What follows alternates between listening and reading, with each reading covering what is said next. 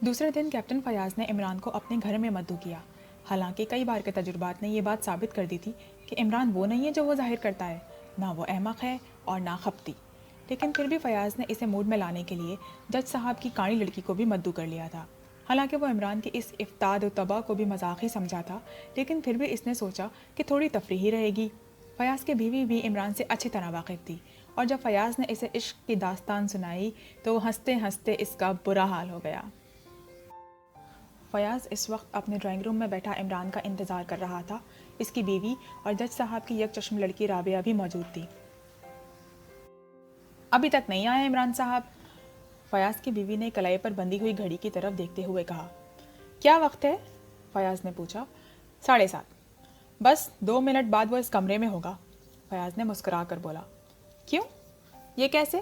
بس اس کی ہر بات عجیب ہوتی ہے، وہ اسی قسم کے اوقات مقرر کرتا ہے۔ اس نے 7:20 پر آنے کا وعدہ کیا تھا، لہٰذا میرا خیال ہے کہ وہ اس وقت ہمارے بنگلے کے قریب ہی کھڑا اپنی گھڑی کو دیکھ رہا ہوگا۔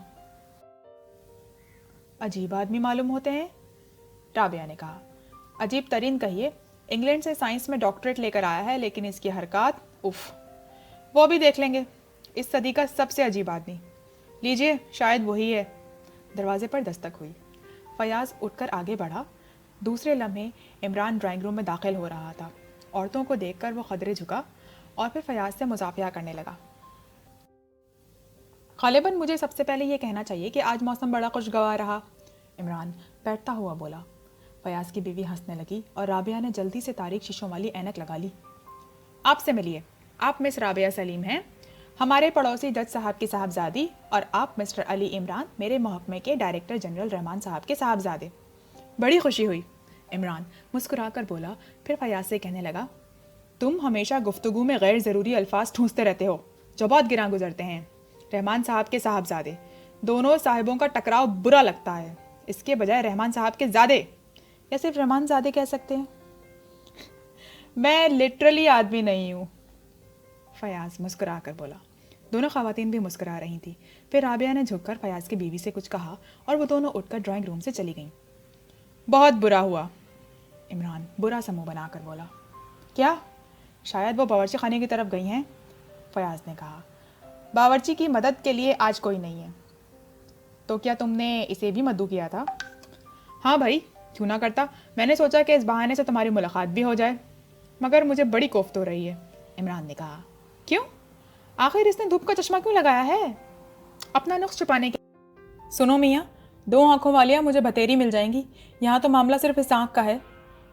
ہائے کیا چیز ہے، کسی طرح اس کا چشمہ اترواؤ، ورنہ میں کھانا کھائے بغیر واپس چلا جاؤں گا۔ مت بکو، میں چلا، عمران اٹھتا ہوا بولا۔ عجیب آدمی ہے، بیٹھو، فیاض نے اسے دوبارہ بٹھا دیا۔ چشمہ اترواؤ، میں اس کا قائل نہیں کہ محبوب سامنے ہو اور اچھی طرح دیدار بھی نصیب نہ ہو۔ ذرا آہستہ بولو یار، فیاض نے کہا۔ میں تو اسے بھی کہوں گا۔ کیا کہو گے؟ فیاض بوکھلا کر بولا۔ یہی جو تم سے کہہ رہا ہوں۔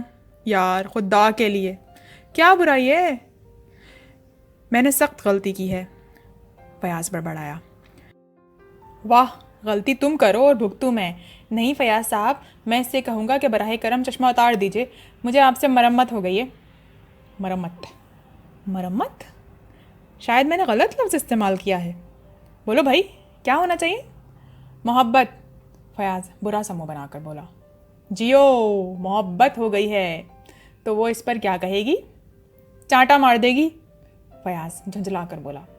فکر نہ کرو، میں چانٹے کو چانٹے پر روک لینے کے لیے آرٹ سے بخوبی واقف ہوں۔ طریقہ وہی ہوتا ہے جو تلوار پر تلوار روکنے کا ہوا کرتا ہے۔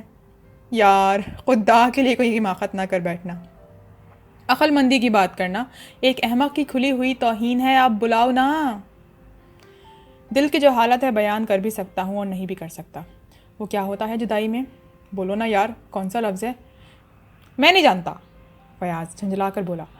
خیر ہوتا ہوگا کچھ، ڈکشنری میں دیکھ لوں گا۔ ویسے میرا دل دھڑک رہا ہے، ہاتھ کانپ رہے ہیں، لیکن ہم دونوں کے درمیان دھوپ کا چشمہ حائل ہے، میں اسے نہیں برداشت کر سکتا۔ چند لمحے خاموشی رہی۔ عمران میز پر رکھے ہوئے گلدان کو اس طرح گھور رہا تھا جیسے اس نے اسے کوئی سخت بات کہہ دی ہو۔ آج کچھ نئی باتیں معلوم ہوئی ہیں، فیاض نے کہا۔ ضرور معلوم ہوئی ہوں گی، عمران احمقوں کی طرح سر ہلا کر بولا۔ مگر نہیں، پہلے میں تمہیں ان زخموں کے متعلق بتاؤں۔ تمہارا خیال درست نکلا، زخموں کی گہرائیاں بالکل برابر ہیں۔ کیا تم خواب دیکھ رہے ہو؟ عمران نے کہا۔ کیوں؟ کن زخموں کی بات کر رہے ہو؟ دیکھو عمران، میں احمق نہیں ہوں۔ پتہ نہیں، جب تک 3 گواہ نہ پیش کرو یقین نہیں آ سکتا۔ کیا تم کل والی لاش بھول گئے؟ لاش؟ ارے ہاں، یاد آ گیا۔ اور وہ 3 زخم برابر نکلے۔ اب کیا کہتے ہو؟ فیاض نے پوچھا۔ سنگ و آہن بے نیاز غم نہیں، دیکھ ہر دیوار و در سے سر نہ مار۔ عمران نے گنگنا کر تان ماری اور میز پر طبلہ بجانے لگا۔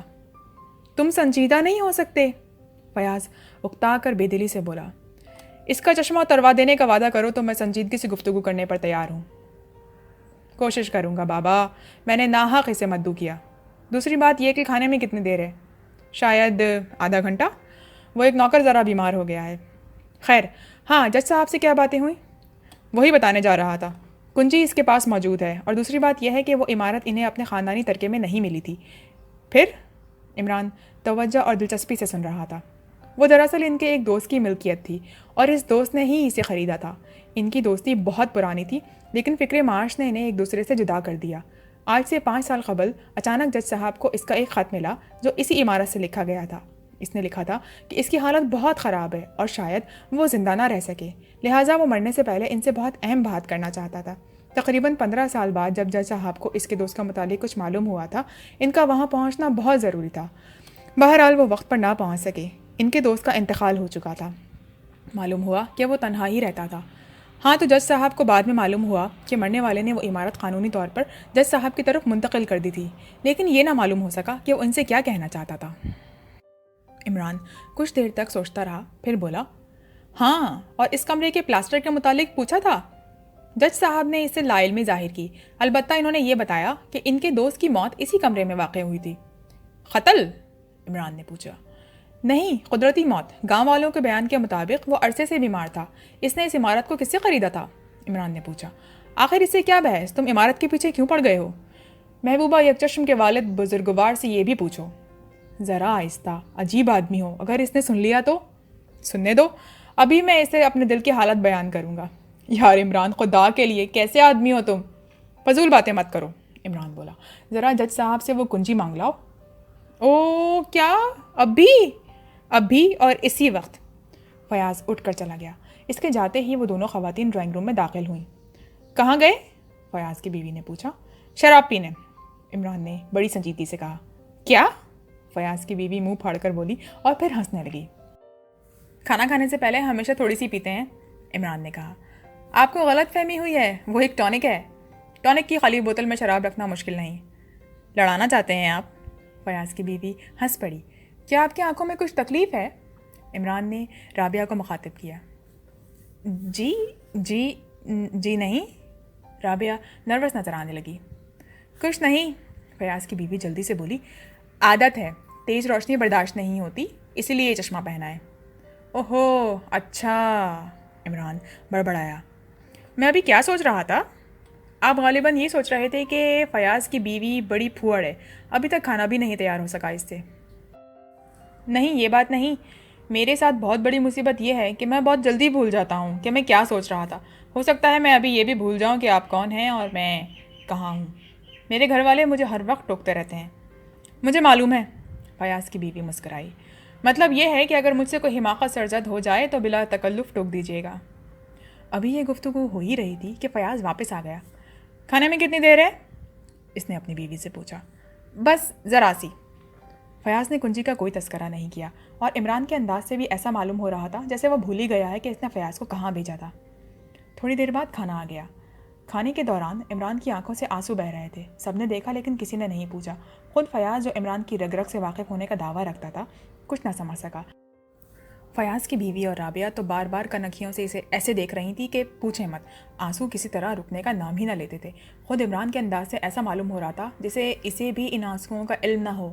آخر فیاض کی بیوی سے ضبط نہ ہو سکا اور وہ پوچھی بیٹھی، کیا کسی چیز میں مرچیں زیادہ ہیں؟ جی نہیں تو پھر یہ آنسو کیوں بہہ رہے ہیں؟ آنسو کہاں؟ عمران اپنے چہرے پر ہاتھ پھیرتا ہوا بولا، لا حول ولا قوت، شاید وہی بات ہو، مجھے قطعی احساس نہیں ہوا۔ کیا بات؟ فیاض نے پوچھا۔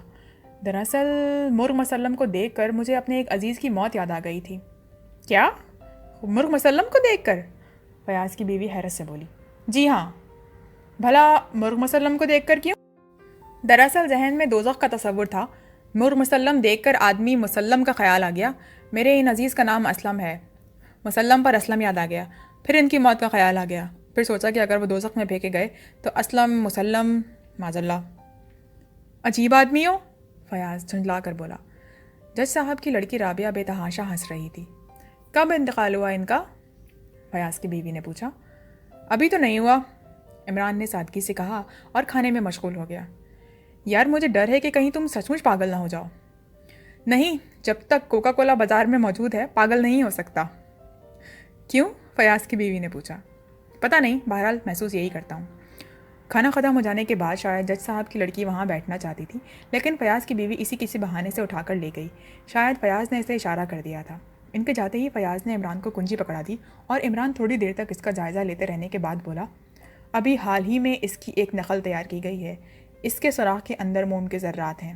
موم کا سانچہ، سمجھتے ہو نا؟